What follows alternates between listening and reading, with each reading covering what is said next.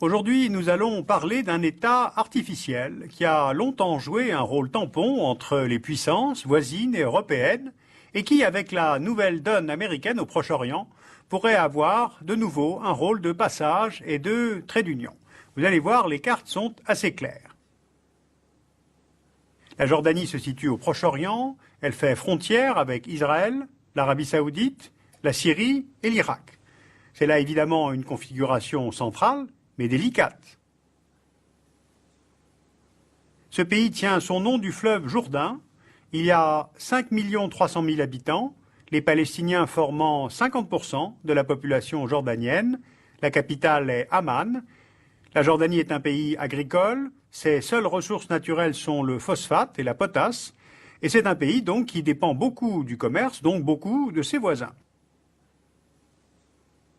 En fait, ce pays, à l'origine, n'était qu'une simple région désertique, peuplée de Bédouins, et c'est un État artificiel créé par les Britanniques en 1922 avec plusieurs fonctions.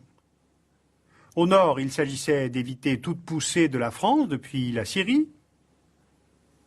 Au sud, freiner les ambitions d'Ibn Saoud, qui était en train de prendre le contrôle de l'Arabie.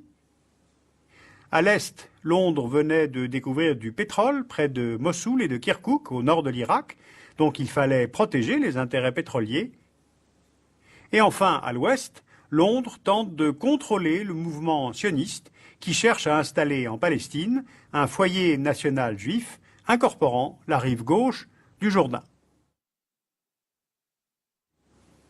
La première modification de frontière de la Jordanie date de 1948. Dès la naissance d'Israël, les États arabes refusent le plan de partage de l'ONU pour la Palestine. Ils déclarent la guerre au nouvel État hébreu.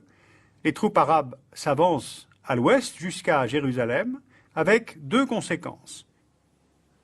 C'est la Jordanie qui obtient la gestion de Jérusalem, le troisième lieu saint de l'islam, et Amman peut désormais contrôler des terres fertiles dont le pays ne dispose pas à l'est du Jourdain.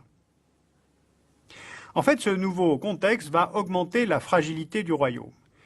D'abord, la prise de contrôle de la Cisjordanie par la Jordanie rend Abdallah suspect vis-à-vis des États arabes, car il privilégie plutôt une entente avec l'État hébreu pour se partager la Palestine, plutôt que de voir un nouvel État arabe sur la rive droite du Jourdain.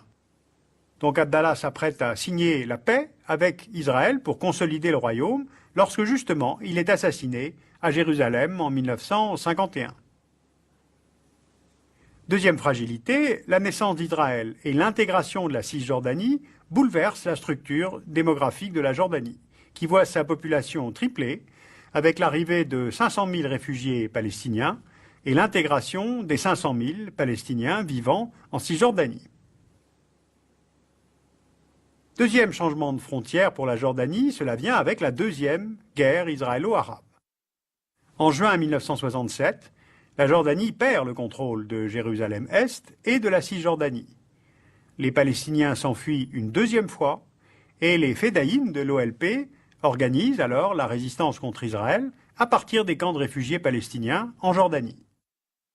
Eh bien, le pouvoir hachémite va rapidement se sentir menacé par le poids démographique, politique, militaire de la résistance palestinienne et en septembre 1970, l'armée jordanienne écrase la résistance palestinienne présente en Jordanie. L'OLP est chassé vers le Liban, 4000 civils sont tués, et ce septembre noir va durablement confirmer que les États arabes sont loin d'être les meilleurs alliés des Palestiniens. Maintenant, regardons le voisinage vers l'Est. Avec l'Irak, les liens sont plus anciens. D'abord, ils sont familiaux. Les rois de Jordanie et d'Irak sont de la même dynastie hachémite. Abdallah et Faisal étaient des frères. Ensuite, les deux pays ont été sous domination britannique à la même époque. Cela crée comme une culture administrative en commun.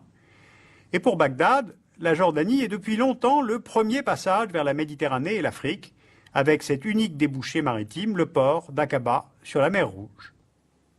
Et ce rôle de transitaire, il gagne encore en importance lors de la guerre Iran-Irak de 1980 à 1988.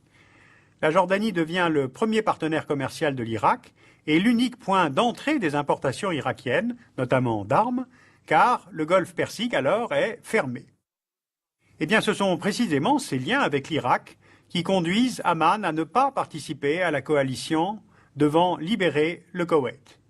Car l'opinion publique, notamment palestinienne, est contre, et ses liens économiques avec l'Irak sont très forts. Bien, mais en 2003, la donne régionale a totalement changé. La Jordanie se trouve maintenant prise entre un flanc ouest, instable, avec Israël, les territoires palestiniens et la seconde intifada, et un flanc oriental, lui aussi instable, l'Irak, depuis l'intervention anglo-américaine. Alors quel rôle Amman peut-elle jouer dans cette nouvelle configuration? À la différence de la guerre du Golfe en 1991, la Jordanie a fourni aux États-Unis des facilités autour de Amman, à Irbid et dans l'est du pays. Washington a déployé 6000 soldats, autant pour assurer la protection de la Jordanie que celle d'Israël. Et en échange de cet accord, la Jordanie a reçu une aide économique et militaire américaine double de celle de 2002. Ensuite, avec cette nouvelle donne, la Jordanie espère que Aqaba sera l'un des ports utilisés pour la reconstruction de l'Irak et que le pays pourra maintenir ses exportations vers le marché irakien tout en gardant un approvisionnement en pétrole à un tarif préférentiel. Or, quand on regarde une carte, on constate qu'il existe en fait deux projets d'oléoducs concurrentiels dans cette région. La Jordanie voudrait relancer la construction d'un oléoduc avec l'Irak jusqu'à sa raffinerie de Zarqa, et de leur côté, Américains et Israéliens voudraient remettre en service l'oléoduc entre Kirkouk et Haïfa, construit entre les années 1920-1930, mais fermé dès la création de l'État d'Israël. Pour Israël, ce projet lui permettrait de faire baisser sa facture pétrolière de 25%, alors que la Jordanie, elle, considère ce projet irréalisable, car les conduits sont totalement ensablés. Au fond, l'actuel rêve d'Amman, c'est que le changement de régime à Bagdad permette à la Jordanie de redevenir un trait d'union entre Israël et le monde arabe, entre Occident et Orient. D'ailleurs, d'autres projets pourraient renforcer ce rôle, notamment la mise en service d'un gazoduc entre l'Égypte, Al-Arish et Aqaba, dont la construction doit se poursuivre d'ici 2005 jusqu'à Amman, avant de traverser la Syrie et la Turquie pour fournir en gaz l'Europe centrale. Et puis, il y a aussi ce projet de construction d'un canal de 180 km entre la mer Rouge et la mer Morte. Il s'agit de mettre fin à l'assèchement de la mer Morte, qui a déjà perdu 20 mètres de profondeur, et d'édifier une centrale électrique en utilisant le dénivelé de 400 mètres qui existe entre les deux mers, et enfin une usine de dessalement pour fournir de l'eau potable à la Jordanie, en Israël et à l'autorité palestinienne. Bien, mais un tel projet trilatéral demande évidemment le retour à un climat de paix dans la région. Or aujourd'hui, on l'a bien compris, la Jordanie est coincée entre deux voisins instables, les territoires palestiniens et l'Irak. Alors désormais, pour Amman, que faire? Se rapprocher d'Israël? Je vous rappelle que la Jordanie est le seul pays arabe, après l'Égypte, à avoir signé un traité de paix avec Israël en 1994. Et aujourd'hui, Tel Aviv compte justement jouer aussi un rôle dans la reconstruction de l'Irak, en s'appuyant sur des sociétés partenaires jordaniennes dans les secteurs des routes, de l'eau, de la construction et de l'énergie. Ou alors est-ce qu'Amman doit rester à distance d'Israël pour garder un rôle auprès du monde arabe et auprès des Palestiniens? De toute façon, il faut bien voir que pour la Jordanie, cette question palestinienne n'est pas une question extérieure, mais intérieure. On se doute bien que dans un tel contexte de tension, et depuis si longtemps, le problème est comment gérer une nation jordanienne avec à l'intérieur du pays une si grande composante palestinienne.